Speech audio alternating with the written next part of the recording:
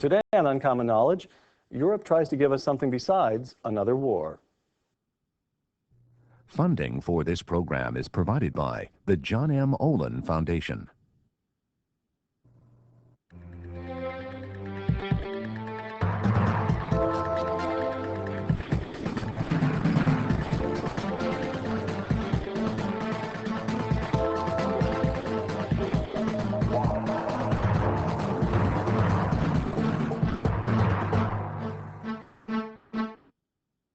Welcome to Uncommon Knowledge. I'm Peter Robinson. Our show today, the future of the European Union. According to many European leaders, the purpose of the European Union is to create a superpower capable of counterbalancing the United States. Are the Europeans pursuing this goal in a reasonable way? In 2003, for example, a European Constitutional Convention proposed a new constitution for Europe that runs to more than 200 pages. For that matter, is the goal of a superpower Europe a reasonable goal in the first place?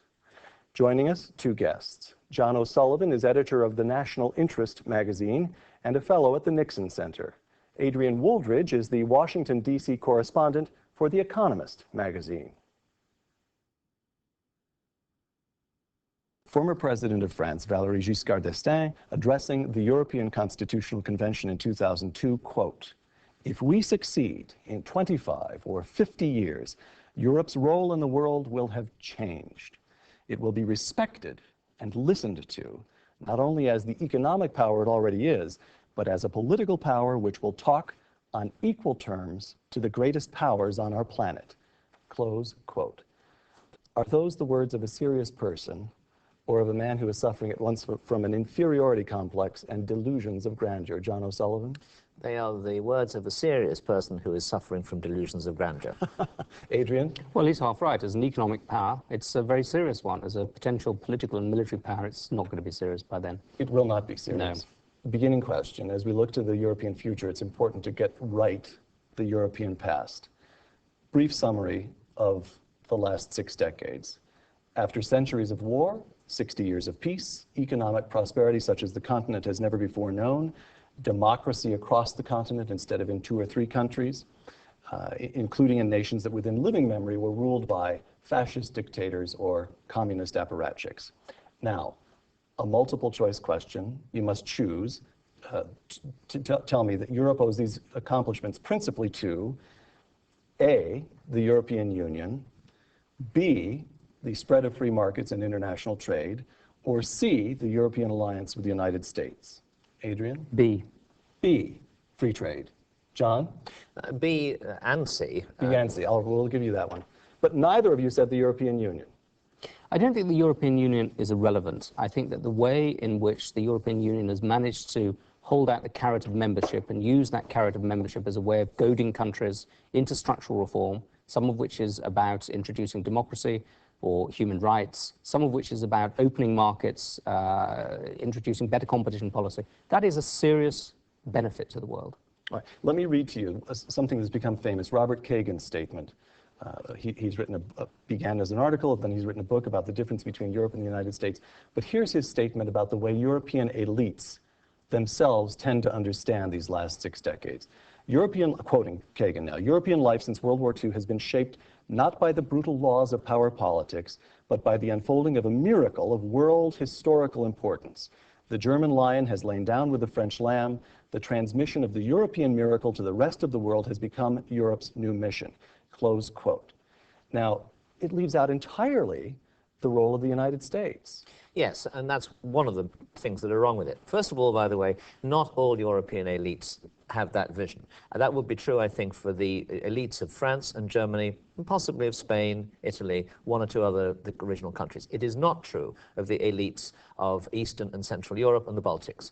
Britain? It is not true of Britain. There are people in Britain who have that view, but they're not 100% of the elite, or 90% as it would be in France and Germany. Secondly, the dates are against the elites here, because the European Union is established quite plainly after stability has been established in Europe by the United States, and it's the continuing presence of the United States which makes it possible for France and Germany, or indeed any other European power, not to fear their neighbor. If you have the Americans in there, you just don't have to worry that your neighbors are going to come pouring over the border in tanks at some point. So the French and the Germans and all the elites who do take this view are simply mistaken. Well, I think there's also a generational thing here. I think there's a certain generation of European elites who do firmly believe that in France and Germany, in the core countries. I think younger people are believing that a little bit less, unless they happen to have jobs in the Foreign Office. I think, no, I think that the absolute, that sort of messianistic belief in the European Union as the agent of peace and prosperity is declining amongst younger people, but it's not being replaced by any great faith in the transatlantic alliance. Next, does the size of the European Union threaten its unity? Admission of 10 countries to the European Union in 2004 brings it from the original 6 countries who formed a coal and steel combine in 1957, quite right, 12 years after the end of the Second World War, to the total membership now of 25. Test case on how unified those 25 are, the war in Iraq. France, Germany, Belgium, and others oppose the war in Iraq. Britain, Poland, Italy, Spain, and others support the war in Iraq. Has the European Union become so large that it simply cannot hope to be a coherent political entity? Adrian? Yes. It has. I think it has on issues that are divisive issues about the relationship primarily with the United States. There are such big divisions between old and new Europe, between Britain and France, for example, that you're never going to get an agreement. You might get a majority within the European Union voting for a certain policy, but no, the wider it becomes, the less deep it becomes. Well, let me ask you to answer the question as if you were Valéry Giscard d'Estaing. What would a member of the French elite say to that question, that it's become too big? He'd agree with you? Is that the widespread view now across the continent as well? I think a lot of people in the core of Europe, in France and Germany, are very, very worried about it becoming too wide. They really want deepening more than widening, whereas the Anglo-Saxon axis wants widening rather than deepening. John? I would agree with that. I would say that when the French express this point of view, for them it is a fear. I would differ very slightly with Adrian in thinking that at the present degree of expansion, if no more people were added, and in particular if Turkey is not admitted, I think it is possible for the French, the Germans, and the bureaucratic elites in Brussels in particular to imagine that they will be able to bribe enough of the new countries. There are, after all, small populations, small economies. It wouldn't require a lot of money to bribe them to go along with the centralizing tendencies, the deepening that Adrian talked about. Certainly you could bribe Estonia and Lithuania, small populations, narrow economy and so forth, but Poland, Hungary, those are pretty big countries, pretty big economies. Well, people, when the Eurocrats talk about this, when Eurocrats talk about this, they actually say that the size of the economies that are being introduced is about the same as introducing Spain and Portugal. They're not huge economies. There are a lot of people, and they may have rapid growth, but as economic entities, they still on the waiting list: Bulgaria, Romania, and Turkey, which is I'm doing my A-B again. It's not even in Europe. Well, that little bit of Istanbul, it's in Asia. And of course, whereas Europe would be described properly as what, a post-Christian state now, culture? Yes. In Turkey, you have a believing Muslim culture by and large, although it's officially secular. And so what do you reckon? Should Turkey be admitted? What would its admission mean? Well, how big a fight? We've already seen one aspect of this when the European Union effectively told the Turks that if they were to be admitted to the Union, they would have to decriminalize adultery. I mean, as a young man in England, I often thought that European values included adultery, but I never expected to get official confirmation of it from the European Commission. But you're quite right. There is a nervousness in Europe about the admission of Turkey, I think because of immigration, because of Once you're in the EU, your citizens may travel to any country within the EU without a passport. You lose any hope of controlling where the Turks go. Is that correct? That is true. Free movement of labour, although it probably would be postponed. But secondly, the fact that Turkey is so large, it would probably be, by the time of entry, the largest single nation in Europe. And thirdly, because of the cultural differences that you alluded to. So I think there is an enormous risk about this. At the same time, there's an enormous risk in excluding the Turks and telling all Muslims worldwide that Europe is a Christian club which doesn't want to have anything to do with Muslims, particularly when Europe has large Muslim minorities. What sort of timetable is this on? The Turks would like to be admitted the day before yesterday. Yes, but I think it'll be a sort of rolling admission with different degree of rights, an increasing degree of rights. But I think you have a very simple response to the Turks, which doesn't involve the religious question, which is this. Turkey is not a European country, so why should it be admitted to the European Union? Don't have to get involved with Islam. It's a simple question of geography. Aside from the Turks, who wants Turkey in? France? The Germans? The British and the Americans. The British and the Americans. Yeah, I think a lot of the pressure for this is coming from the United States. The United States is very, very keen on Turkey joining the European Union because it's regarded as a stabilizing thing, bringing, you know, an example of a democratic, secular, Islamic country. And because they were a member of the NATO alliance and a pretty reliable ally in that role, yes? And I think the Turks would say, in response to Adrian, that they're a European power in terms of their history. They've been part of European history for several hundred years, having, for example, laid siege to Vienna. As recently as 1683. That's right. And secondly, they, under Kemal, and now even under an Islamic government, the Turks think of themselves, or claim to think of themselves, as Europeans and not as Middle Easterners. All right. Now let's discuss the proposed European Constitution. 2003, the European Constitutional Convention, over which Valéry Giscard d'Estaing presided, produces a document, whereas the American Constitution runs to only a couple thousand words.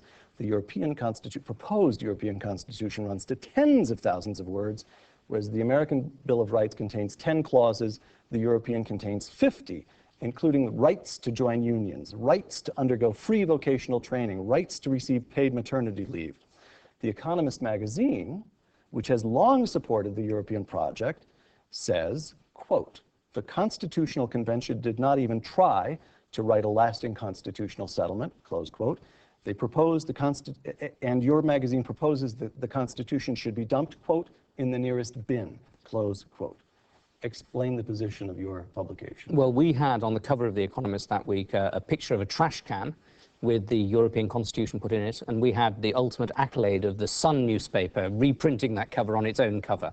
I think that it was just a terrible document. It was an attempt to give everything to every possible pressure you can imagine. It's a constitution is something which lays out, one hopes in elegant and compelling language, a certain set of basic rights, not gives out a series of concessions to every conceivable interest group one can imagine in thousands of pages. 11 of the European Union's 25 countries have already committed themselves to holding referenda on the Constitution, including the United Kingdom.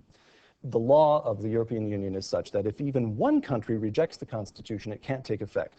Now, Giuliani Amato, vice president of the Constitutional Convention, quote, "Legally, we could not proceed," that is to say, if they got even one rejection, "but politically, we could not stop," close quote.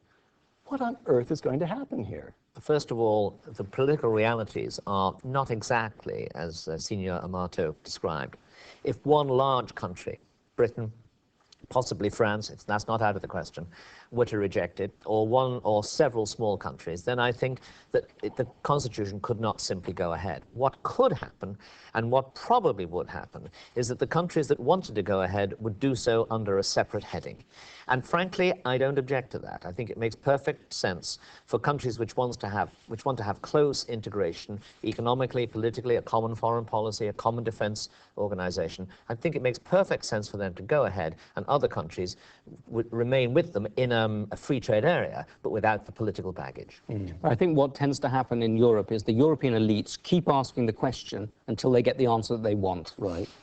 So, I mean, I agree with John that I would like to see a multi-speed Europe, and yes, let core countries go ahead if they want to. Multi-speed Europe. Different degrees of integration, that you don't have one size fits all, that France and Germany can be more deeply integrated than... So you'd let France and Germany and Belgium seize their dream and go ahead and become truly political, or at least let them try, while Britain, Poland, Spain, Italy, at least as long as Berlusconi and his party run the place, say, wait a minute, what we really want here is the benefits of free trade while retaining our sovereignty, right? That would be my position. And you think that's the way things are beginning to play out? Well, it rather depends on whether or not the elites are sufficiently confident to think they can get away with the policy which Adrian described absolutely accurately, of saying, well, this is the right answer, so we're going to keep asking the question until you come up with it. I think that they are beginning to believe they cannot get away with it on this occasion. Tony Blair. Next question. Should the United States continue its long-standing support for greater European integration?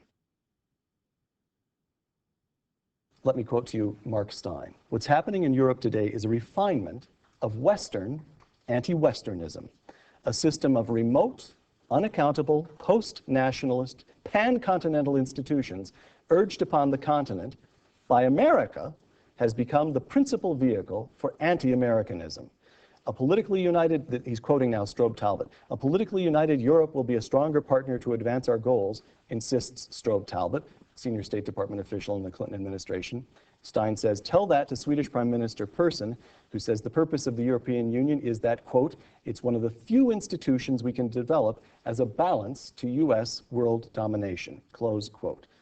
It is time for the United States to stop encouraging European integration and do what? Do you agree with Stein here? I think whether Europe becomes a counterbalance to the United States, I don't think that's viable in practice. I think there are too many divisions within Europe, and there's not enough seriousness. That's what the French want. That's what the Swedes want. That there are a lot of elites who truly want that. I think that that's true, but I think what he's not grasping is the extent to which you have anti-Americanism now with deep and growing roots within individual countries outside the level of the trans-European bureaucracy. You have anti-Americanism on a Europe-wide basis. And I think in practical terms, will Europe ever be a counterbalance? No. Is Europe creating anti-Americanism that isn't there within different cultures? I don't think that's true either. I think there are much deeper reasons for the growing anti-Americanism not to do with this European project. I'm rather more sympathetic, in fact, very sympathetic to what Mark Stein said. Than Adrian. I'm sympathetic partly because, although I believe that the European Union can't achieve its objective of being a coherent power which would be a counterweight to the United States, that does not mean that such an attempt won't be tried. We know the European elite are extremely determined, and they keep asking the questions till they get the answer they want. And the fact that something can't work when it is tried, does just produce a lot of great difficulties. Now, I think that one of the difficulties is anti-Americanism. In order to make the thing work, you've got to have some kind of glue.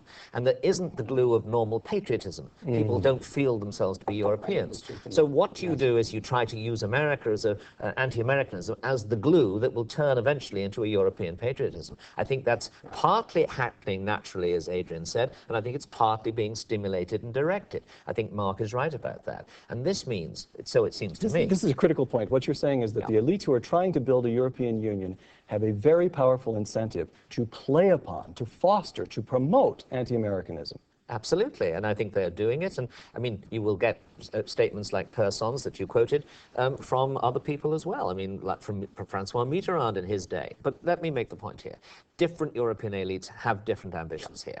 The Germans are, I think, as utopian as Mark paints them. I think some of the bureaucrats in the smaller countries are. The smaller countries in general like Europe because it amplifies their voice. The French, it seems to me, are using Europe as an instrument of their own national interests. And they are quite rational. They may be opposed to us on occasions, but they're very often there when we need troops. They are. This division between paradox and power operates within Europe as well. The French, the British exist in this world of Hobbesian politics, just as much as the Americans do. All right. Now, advice for British Prime Minister Tony Blair. You are now advising British Prime Minister Tony Blair, and let's assume that it's next June. He's been re-elected and he's still Prime Minister. What do you tell him to do differently about the European Union? Hold the referendum quickly, change your policy, what is your advice to Tony Blair?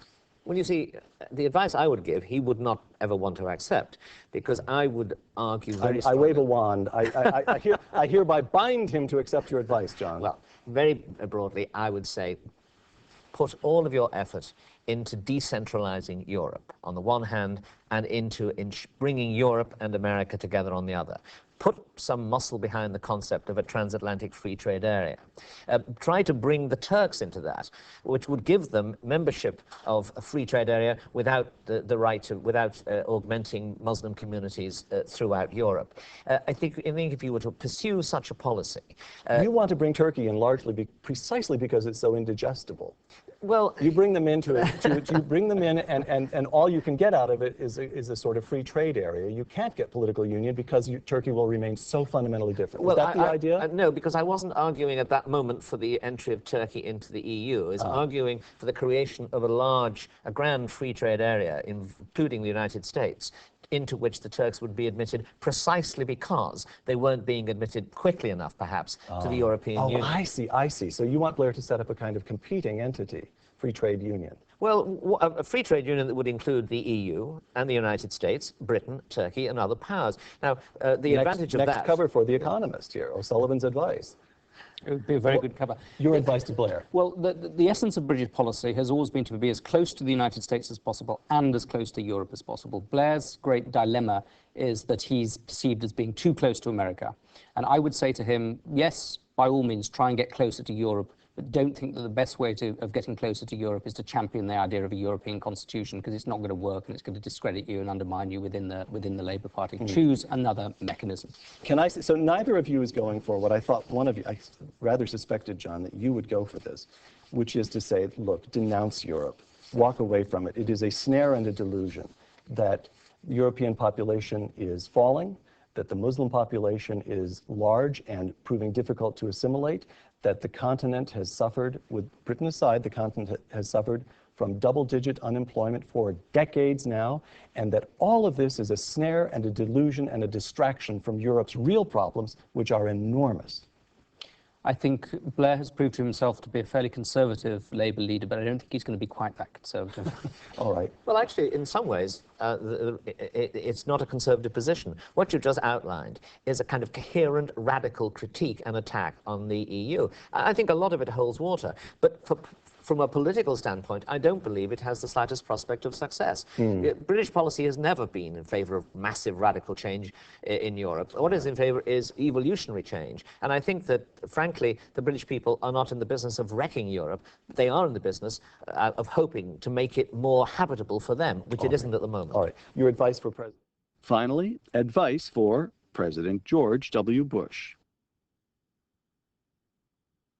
Now, Adrian, your advice for the President of the United States. Over Europe, I would say, be very careful about the American long-term commitment to bringing Turkey into Europe. It may prove to be a snare and a delusion. Really? John? About Turkey, I would say, well, you know what I've said, namely create an entity in which it can be accommodated reasonably comfortably. I would say also, look around the world. Europe is a traditional ally. Try to keep it that way by a more vigorous intervention in European politics, but also look around at Australia, at India, at Britain, the so-called Anglosphere countries, because they are with you. They see the world the same way, roughly, because they all read The Economist magazine. Yeah, and they're willing to take part in military interventions when they believe it to be necessary. Think of developing that kind of alliance, not in contrast or in a hostile way towards Europe, but just to have another arrow in your quiver. Adrian? I think that the extraordinary thing about the European Union and the puzzling thing about the frustrating thing about the European Union is that it's a mixture of good things and bad things. The good things is that it has encouraged free trade, it has encouraged countries to adopt better monetary policy, better deficit policies, better competition policies quite often. But the price that you pay for being drawn in is also that you cede some of your sovereignty over other things not related to commerce and trade. That's the difficult. But it's not all bad, the European Union. Not all bad. So Mark Stein's gorgeous huffing and puffing is only half right. Well, I think it's right, but that's partly because it's an extension of the bad that Adrian is describing. And it is not impossible to have some of the good things without these excrescences, which actually are not a necessary part of European cooperation, integration, and free trade. Okay, now, last question, very briefly. Describe for me the European Union as you think it will exist a decade from now. Will it indeed have taken a couple of steps closer to the realization of Giscard d'Estaing's political union that can look any superpower on earth in the eye? Adrian, what do you think? No, I don't think so, because I don't think the Europeans have got the collective will to shift resources away from the welfare state, which is increasingly expensive and increasingly difficult for them to sustain, towards military power. They will make a few gestures in that direction. They have not got the will to really finance it. So no, that is not going to happen. John, what do you see in a decade, say?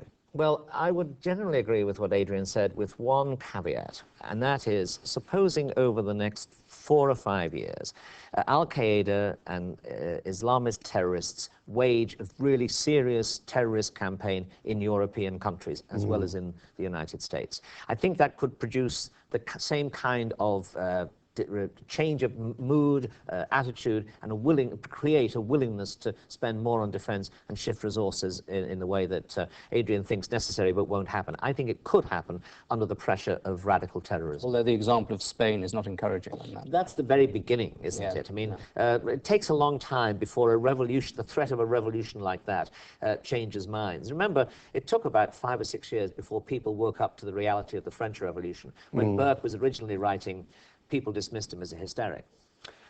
And on that note, Edmund Burke, not a hysteric. John O'Sullivan, Adrian Wooldridge, thank you very much. I'm Peter Robinson for Uncommon Knowledge. Thanks for joining us.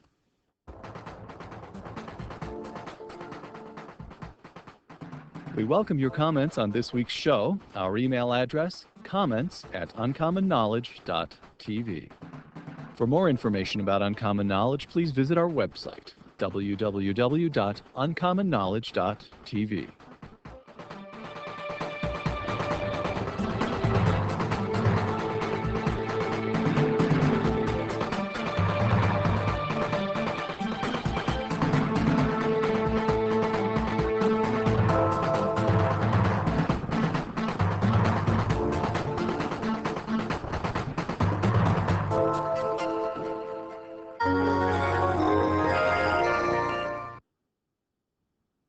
Funding for this program was provided by the John M. Olin Foundation.